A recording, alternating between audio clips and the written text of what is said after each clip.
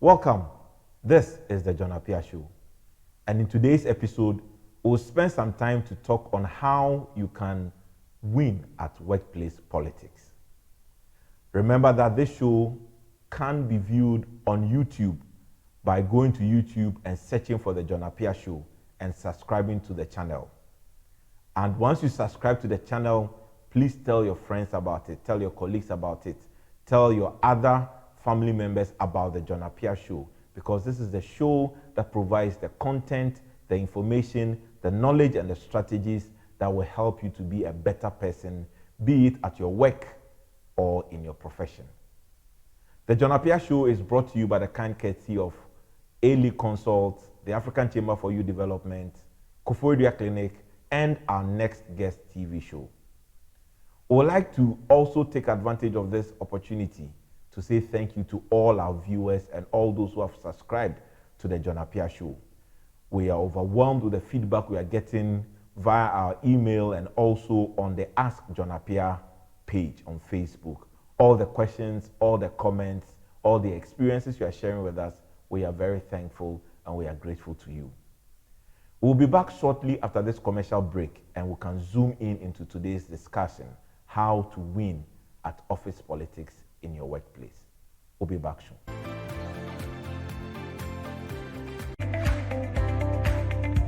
Welcome to the A-League Consult. The A-League Consult is a human capital development organization that provides capacity building, skills training, and skills enhancement for individuals and businesses.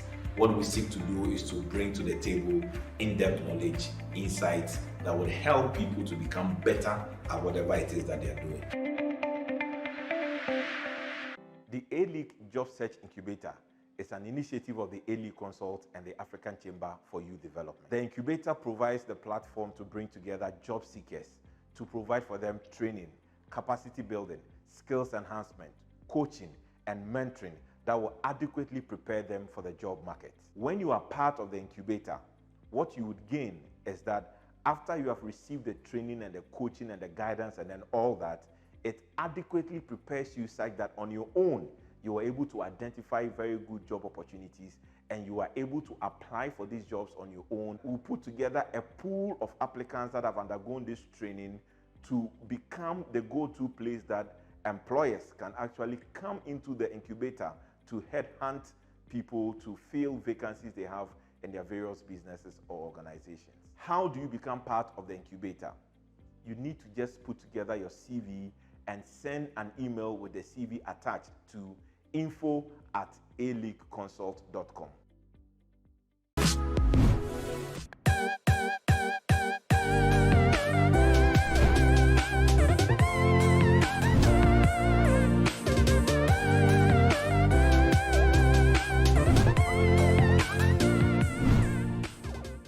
There is more to just waking up daily, going to work, and getting paid at the end of the month. Did you know that if you possess the right skills set, mindset, and the right network, you can rise up the corporate ladder into top leadership? Did you know that your progress and promotion is 100% your own responsibility? How do you take your career into your own hands? And how do you rise up the corporate ladder? Well, the answer is for you to be part of the A-League of Young Professionals. The A-League of Young Professionals is a network of highly ambitious and successful young professionals who are determined to become business leaders. Members receive training, capacity building, and direct mentoring from successful industry captains and C-suite executives on practical steps, strategies, and skills to help members make progress and advancement in their careers. The A-League of Young Professionals. Stay connected, be empowered, and rise to the top. Welcome back, and remember that this is the John Appiah Show, and if you have not yet subscribed to the John Appiah Show on YouTube, I will encourage you to subscribe so that you can always be updated on the latest episodes as and when it is published on the YouTube page. Today, we're looking at how you can win on the issue of office politics at your workplace, and it is going to be in two segments. There's one that will focus on the employee, and then there's another one that will focus on the manager or the leader or the owner of the organization, because it takes two players to be able to work on this matter of office politics. And we'll look at all these two dimensions so that wherever you find yourself, you may be an ordinary worker or employee in an organization, yet you need to win on the issue of office politics. You may be a business owner, head of a department, or the leader of the organization, and you also need to understand office politics from that perspective and how you can, as much as possible, use it for the betterment of the organization. So let's start from the worker or the employee. But before we go into that, remember that on the previous edition, we spoke about the reasons why people engage themselves in office politics. I'll just go over 3 or 4 of these things to help you be refreshed or help you to refresh your memory on what we discussed on the earlier episode. So sometimes people engage in office politics just to gain attention and to win the appreciation of their superiors and their supervisors. Some also engage in office politics in order to come into the limelight without any hard work. And also sometimes just because the person or the people would like to save their jobs, they would engage on the matter or the issue of office politics. So as an employee, these are some of the reasons why a lot of people dabble on the issues of office politics. But remember that we want to help you to understand how you can utilize every opportunity that comes your way in your workplace, in your office, in your business setup to be able to become a profitable and a productive employee. So there are people that have said that one of the easiest things to do in order to escape the tussle and the hustle and bustle of office politics is for you to just resign from your work and move on. But remember that resignation from your work doesn't change the fact that there is office politics everywhere. And remember in the first episode or in the earlier episode, we spent some time to talk about the fact that no matter where you go or where you work, there will always be matters of office politics. So what it means is that you don't have to run away from your organization or business because of the influence of office politics. You just need to understand the office politics at play, and then you can strategically position yourself to be able to make the best out of it. So please bear in mind, running away from your workplace or resigning from your workplace will not change much. I admit that there are instances that you may have to look at the option of resignation. But where you are just resigning because you feel that you can no longer contain the influence of office politics, then I can assure you, wherever you go, there will always be issues of office politics. So how do you win as an employee in this whole issue of office politics? The first thing I will advise you to do is to stay away from controversies. Very important. Whether you are the one who is the source of the controversy by doing something which is extremely controversial and does not in any way add to your productivity at the workplace, or you are the person spreading rumors of controversies in the office place. And you know, people usually use information as a way of utilizing office politics. What it means is that some people deliberately withhold certain information, and some will give certain information and this and that and all that, all in the name of getting a certain level of clout or influence at the workplace. So one of the easiest things you can do to avoid getting unduly complicated in issues of office politics is for you to stay away from controversies, whether you're the one generating the controversies or you're the one who is spreading the rumors of those controversies. The second thing I will advise you to do is that, as much as it depends on you, avoid unnecessary disputes and conflicts. I understand that where 2 or more people gather, there's always a likelihood or tendency of a conflict arising. But as much as it depends on you, don't be the author of disputes and conflicts in your organization. That is very, very important. You need to rather focus on your work, focus on achieving your targets, focus on your levels of productivity and finding way of being more productive at your workplace. That is far more important by engaging in unnecessary conflicts and in unnecessary disputes. That's something you need to keep at the back of your mind. The other thing too is that you need to develop effective communication with the people you work with. Sometimes, owing to gaps in communications, a lot of things have gone wrong in organizations. But as an employee interested in staying away from the unnecessary scuffles that may arise as a result of office politics, you need to pay attention to your communication. You need to improve your communication in order to be able to achieve more at work and to stay away from the unnecessary rattles of office politics. What it means is that if you have access to sharing information, Remember that the essence of that information is not to manipulate anybody or any group of people to kowtow to your way of thinking or to what it is that you are doing. Don't ever use information as a tool of manipulation. When that happens, you get unduly complicated in matters of office politics, and it is not all the time that it may augur well for you. So bear in mind, information must not be used as a tool or as a tool of manipulation. And then also, I will encourage you to also improve your written communication, because most of the time, the conflicts and the disputes that arise at the workplace, it can be traced down to people just giving verbal instructions without anything else to show proof or evidence of communication that may have gone on. And remember that people can easily deny if you don't have any form of proof to show that, well, this was the instruction given and this was what was done or this was what was not done. You need to master the art of writing. You need to watch your emails, learn how to utilize the power of emails. You need to learn to write memos. You need to understand how you can use memos and all those things to be able to help you to pass your knowledge or information across. It is very, very important. Also, be trustworthy and be an honest person. As much as it depends on you, don't break the trust that people repose in you. What it means is that if somebody confides in you in the workplace, don't use that as a tool to manipulate the person or to blackmail the person. You need to be a trustworthy person. You need to also understand that you don't have to unnecessarily react to anything that happens at the workplace.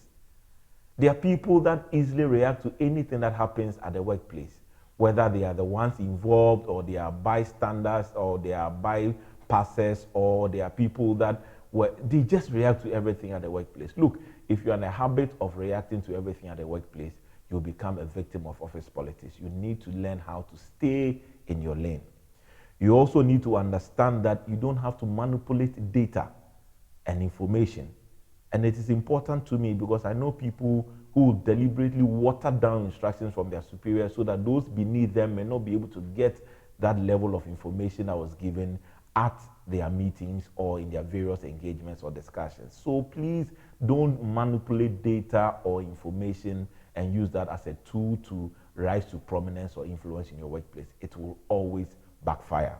And then also, never make the attempt to pry into people's confidential information. So you are with a colleague in the office and the person gets a call and steps out. Immediately you get to the person's laptop and you begin to look for things on the person's laptop. Your colleague leaves his or her phone at the office and then you want to enter into the phone and get access to information and videos and pictures and all that. Remember that all these things are information that people can get and use as a tool of blackmail that will be used in this whole instance of office politics to be able to gain advantage and favor and to be able to rise without necessarily hard work. So make it a point not to engage in searching into people's confidential information, or even when you overhear confidential information, you must learn to keep those matters in confidence and not to be the person, to be the talebearer or the person going around spreading all those rumors and all those personal information that people may have. When we come back from the break, we'll look at what you can also do as an employer, as a leader, as a manager, as the head of the department, what you can do to also ensure that the issues of office politics does not come into your way of achieving your objectives or achieving your goals. We'll be back after this break. Welcome to the A-League Consult. The A-League Consult is a human capital development organization that provides capacity building, skills training, and skills enhancement for individuals and businesses. What we seek to do is to bring to the table in-depth knowledge, insights that will help people to become better at whatever it is that they are doing. The A-League Job Search Incubator is an initiative of the A-League Consult and the African Chamber for Youth Development. The incubator provides the platform to bring together job seekers to provide for them training, capacity building, skills enhancement, coaching, and mentoring that will adequately prepare them for the job market. When you are part of the incubator, what you would gain is that after you have received the training and the coaching and the guidance and then all that, it adequately prepares you such that on your own, you were able to identify very good job opportunities, and you are able to apply for these jobs on your own. We'll put together a pool of applicants that have undergone this training to become the go-to place that employers can actually come into the incubator to headhunt people to fill vacancies they have in their various businesses or organizations. How do you become part of the incubator? You need to just put together your CV and send an email with the CV attached to info@aleagueconsult.com.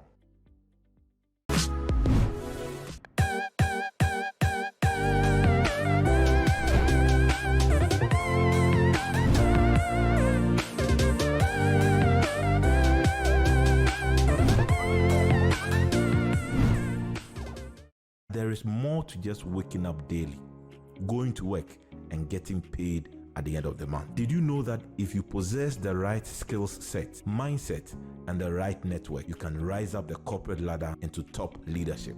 Did you know that your progress and promotion is 100% your own responsibility? How do you take your career into your own hands?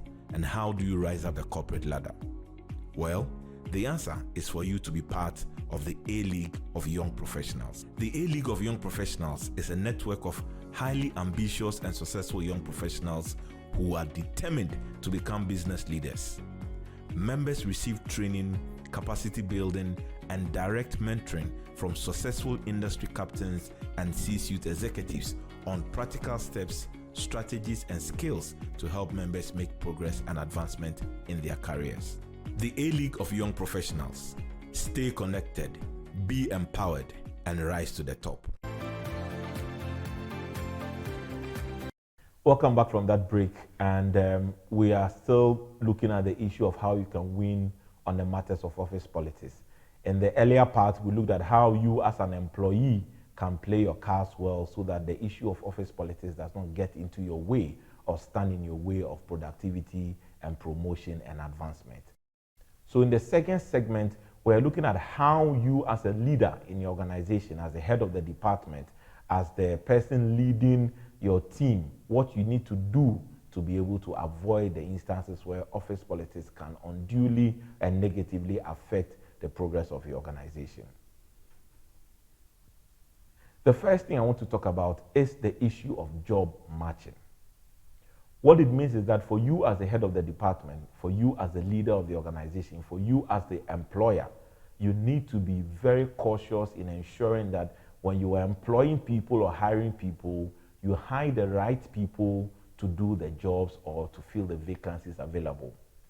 In the many instances where you are not able to properly match people to their job descriptions or to their job duties, it becomes a point where people will utilize office politics as a way of staying relevant to the business and also as a way of still keeping and maintaining their job. So you need to be very cautious as an employer or as the leader of the organization. Anytime you are hiring or recruiting, ensure that the people you are bringing to the job are people that are capable of doing the job, people that will fit exactly the role available so that you will not have the need to have people employ all manner of subterfuge and other tactics just to ensure that they keep their job. If you match the people correctly and appropriately in your recruitment and in your hiring processes, it reduces the negative instances of the use of office politics. The other thing you need to do as a leader or as an employer is to ensure that the people you're working with know clearly the KPIs they are working to. What I mean by that is that everybody you work with should know what the key performing indicators are, what the objectives are, and what the goals of the business are. Because when they don't know these things, then it means that they will just have to do anything to survive and to ensure that they still earn their salaries. So please bear in mind, as a leader or as a team leader, at every instance or opportunity you get, ensure that your people know their KPIs and they also know the reason for which they were employed. Because when that rings a bell in the minds of your employees, it helps them to stay away from unnecessary office politics that may not augur well for the entire organization. The other thing you need to do as a leader to ensure that office politics doesn't swallow up your organization is that you need to ensure that there's transparency in your interaction with the subordinates or the people that work with you in the team. Very important, the issue of transparency. At all levels, the engagement and interaction should be transparent so that your employees don't have cause to think that there's something sinister going on. When you are open and transparent as a leader with the rest of your team members, it augurs well for team bonding and ensures that the instances of negative influences of office politics is totally curtailed or it is kept out of the business. You need to also understand under this issue of transparency that employees must be aware of the objectives for which the organizations were formed or the business units exist. Because the moment they lose sight of it, or the moment where you keep all that information and then you release it as and when you deem necessary, it will always create unusual rancor in the office or in your workplace.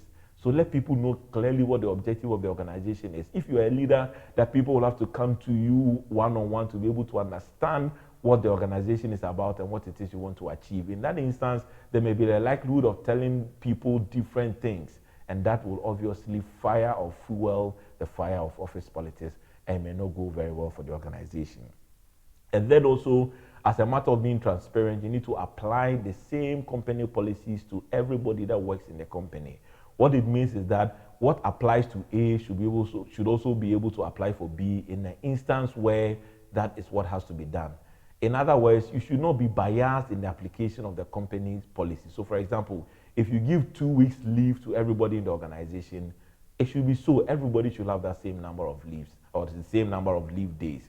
You don't do or get into a situation where somebody gets 6 months or 2 months, another person gets 1 week or 2 weeks. You should be able to apply all the company policies across board transparently. That would augur a lot of, or bring a lot of confidence in your employees to understand and to also go with you on the tangent as a leader. That is very, very important. The third thing I need to focus on, which will help you, is that you need to always be a team player. If you're a leader of the team, it is in your interest to be a team player. Promote teamwork at the workplace at every opportunity that you get, and seek to find ways of strengthening the bonds between your team members. That is important. Then you need to also understand that where there are milestones to be celebrated, learn to celebrate with your team. Don't take all the glory as a leader. Where there is blame, you apportion it to only your employees or the people you're working with. If you really want to make a difference or make an impact, you need to remember that where there are milestones or things you need to celebrate, you should do it together with the team.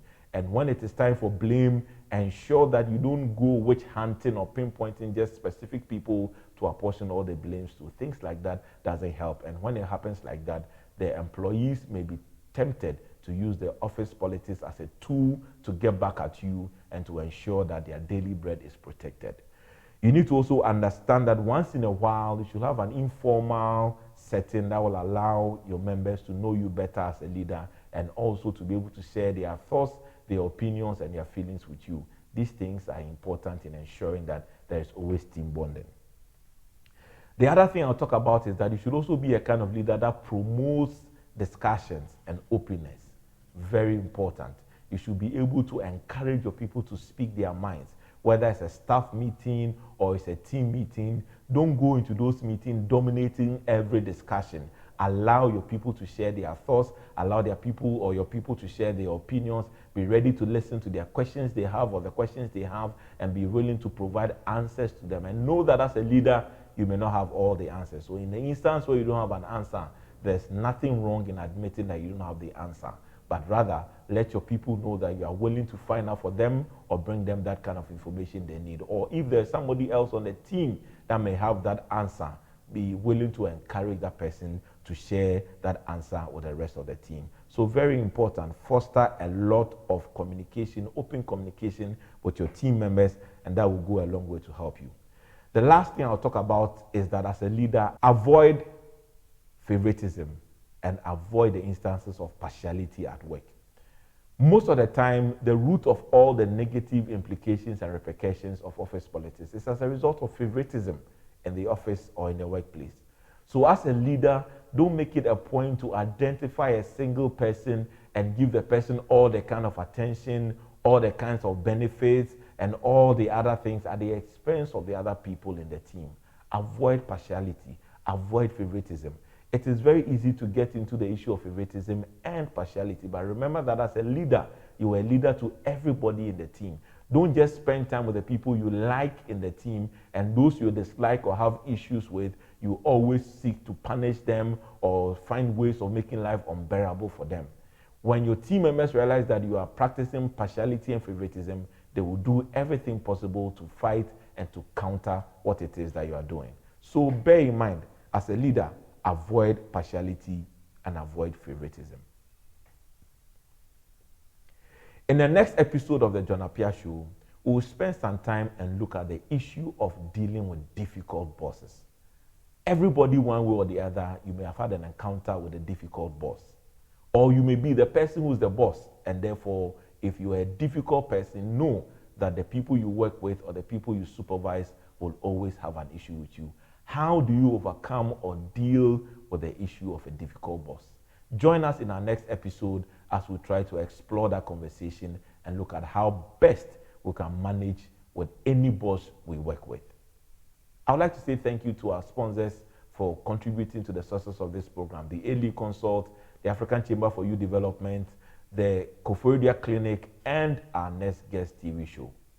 See you in the next episode.